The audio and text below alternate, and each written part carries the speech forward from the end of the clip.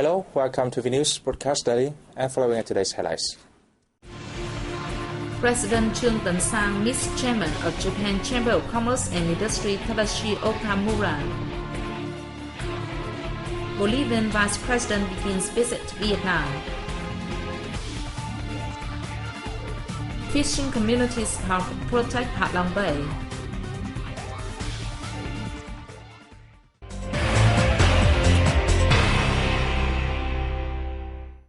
President Chung Tae-sang has highly valued the role played by the Japan Chamber of Commerce and Industry in stepping up economic ties between the two countries.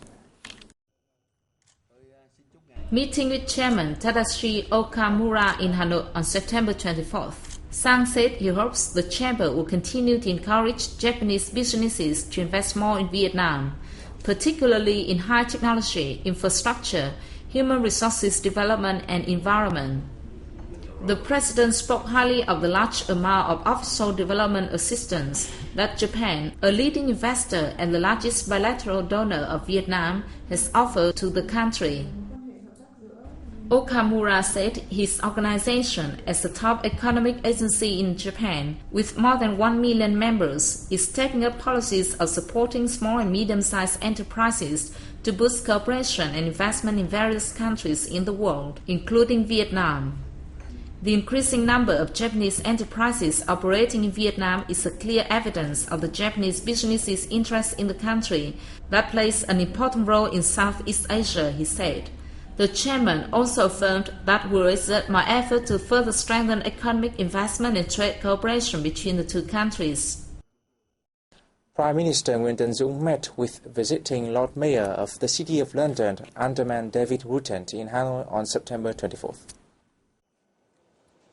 During the meeting, the government leader said Vietnam hopes to receive further cooperation and experience from the UK in finance banking, the building of financial centers, as well as personnel training.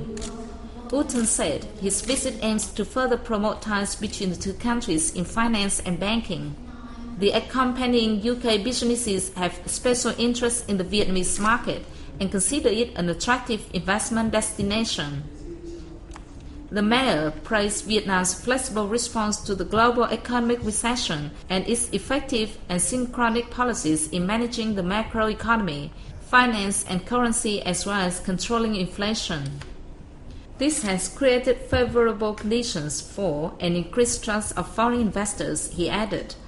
Rutten affirmed that the UK hopes to further cooperate with Vietnam in areas of audit, securities and public-private cooperation. Earlier the same day, Rutten attended a conference on legal framework of public-private partnership. He said the two sides should continue negotiating to create a legal basis to encourage the cooperation between businesses, thus contributing to the economic development of the two countries. He also expressed his hope that the business links forged between Vietnam and the UK will realize the two countries' ambitions of raising two-way trade to $4 billion by 2013 and increasing UK direct investment in Vietnam. During the event, delegates also focused on the UK's experiences in private finance initiative projects and lessons for Vietnam, and the situation of public-private partnership pilot projects in the country.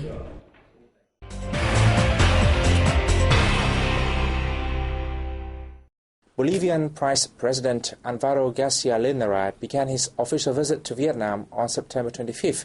The visit is made at the invitation of his Vietnamese counterpart, Nguyễn Thị Doan. Following an official welcome ceremony, the Bolivian Vice President Alvaro Garcia Linera held talks with Vice President Nguyễn Thị Doan, who said the visit is an important milestone and new impetus for the two countries' relations. The Vietnamese Vice President affirmed that Vietnam wants to develop friendship and cooperation with Bolivia. For his part, the Bolivian leader said his country wants to beef up cooperation with Vietnam in trade, investment and agriculture, and coordinate with the country at international and regional forums. The two leaders agreed on measures to promote their countries' future cooperative relations, including organizing high-level meetings and increasing the exchange between the ministries, sectors and businesses to implement cooperation projects. After the talks, Doan and her guest witnessed the signing of an agreement on visa exemption for diplomatic and official passport holders, a memorandum of understanding on the establishment of a political consultation mechanism between the two foreign ministries. The same day, President Trương Tấn Sang gave a reception to the Bolivian guest. The president affirmed that Vietnam will create favorable conditions to Bolivia to enter the ASEAN market. He also expressed his hope that the two countries will continue to strengthen cooperation in all fields. For his part, Vice President Linera said his visit aims to seek ways to lift the two countries' relations to a new height, creating a mechanism for bilateral trade collaboration.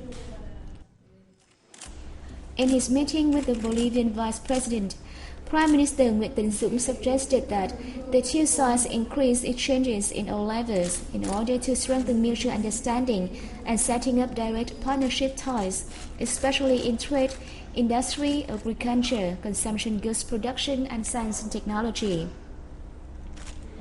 Vice President Linera said he hopes that the two countries will soon set up a joint committee on economic, trade, and investment cooperation to foster the implementation of cooperative programs. On September 24th, Vice Chairman of the Ho Chi Minh City People's Committee, Lê Mạnh Hà, hosted a reception for visiting Speaker of the Philippines House of Representatives, Feliciano Belmonte. At the reception, the Ho Chi Minh City's leader said that the city wants to attract more investment from Philippines businesses. Feliciano Belmonte expressed his hope for cooperation and sharing experiences with Ho Chi Minh City in organizing models of local authorities' activities at all levels, especially the district level. He said he hopes the municipal authorities will facilitate the Philippines community living in the city. Both host and guest said the regular exchange of high-ranking and business delegations will help boost the two countries' relations. The same day, Vice Chairman of the Municipal People's Committee, Lê Minh Chí, received President of Thailand's National Anti-Corruption Commission, Pantep Kalanarongaran, in the city.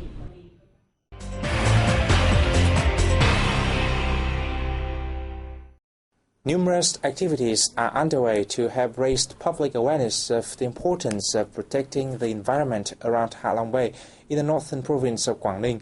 An information campaign has also been jointly organized by the Provincial People's Committee and the Japan International Cooperation Agency. At a primary school in Cửa Vạn Fishing Village in Ha Long City, the children are made aware of why they need to protect Ha Long Bay from pollution. The syllabus has made the pupils think a great deal. They are extremely proud to know that Ha Long Bay is a World Natural Heritage, and they know how to monitor the cleanliness of the water in the bay.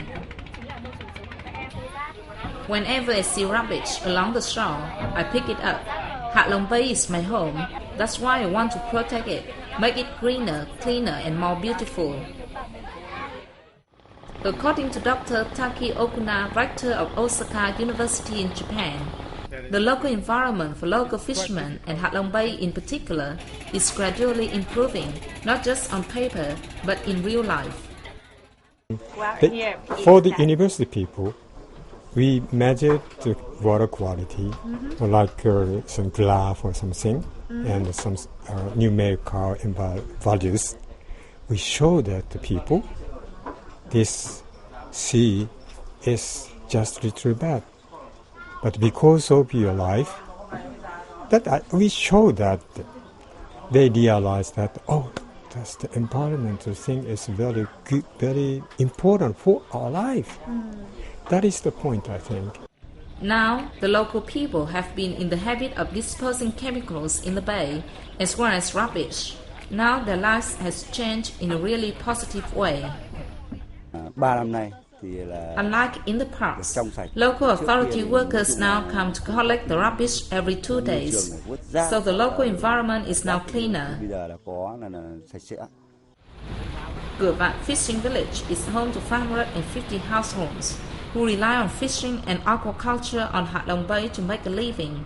While a policy of bringing local fishing communities to the mainland to settle is still a long way off, it is extremely important to maintain the beauty of this world natural heritage and the livelihoods of the local fishermen. And this is the end of our news today. Thanks for watching and see you next time.